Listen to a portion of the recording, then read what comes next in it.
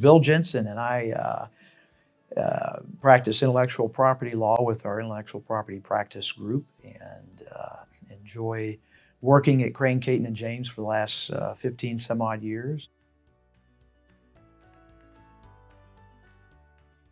One of the most rewarding aspects of my practice is to be able to take startup to mid-sized company and grow it from the ground up.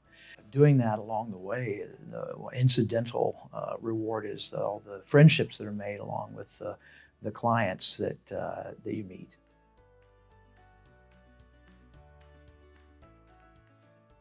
Typically, identify the intellectual property assets first, and then evaluate, and then work with the principals of the startup or the mid-size to identify and protect the most valuable of the intellectual property assets. The earlier the better, because the more integral that the person like myself becomes into the company environment, the more valuable that we can assist, the protection of that IP, identify, evaluate, and protect. Seeing that from the ground up gives you a much better understanding of what the company's about and what the industry's about. It enables you to help better protect what often is their most valuable asset. If we come in sort of at a late stage, then a lot of things have happened that might not have happened in the way that they did if we'd been there from the very beginning.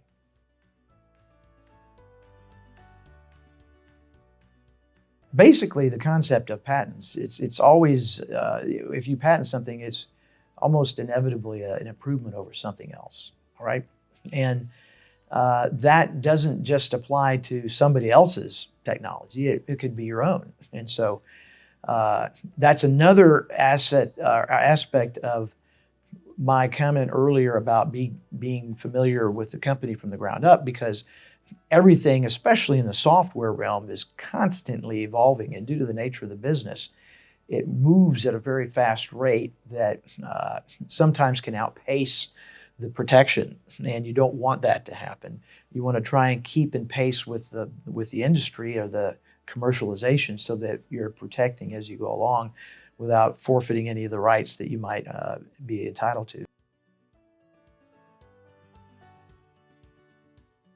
Software is a unique animal because unlike any kind of product that you might buy off the shelf in a store, it's sort of an intangible, and for that reason, it lends itself to a much broader scope of available IP protection than, say, the product you can pick up off the shelf, because software is protectable by patents, trademarks, trade secrets, and copyrights. All four of those would apply to software, and I'll give you an example. So the way that the software operates, the functionality of it is potentially patentable. The source code that is used to tell the software how to function is both protectable as a trade secret and a copyright.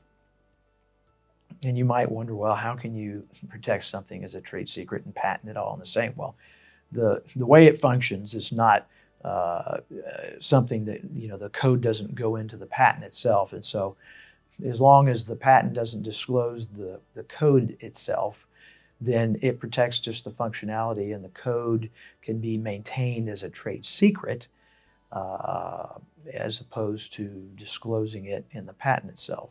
So there's two kind of parallel protections there.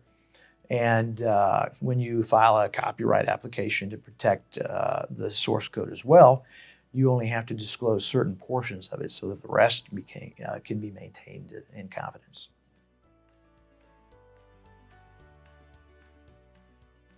And intellectual property practice sort of lends itself to that team approach, because especially on the startup to mid-sized companies, there's so many things, moving parts going on that involve other practice areas. If they're starting up especially, they need employment agreements, vendor agreements. There's all sorts of agreements that roll into what goes on in a business that's just starting up. And so employment, transactional, sometimes environmental. Uh, those all roll into the team approach with respect to the intellectual property component.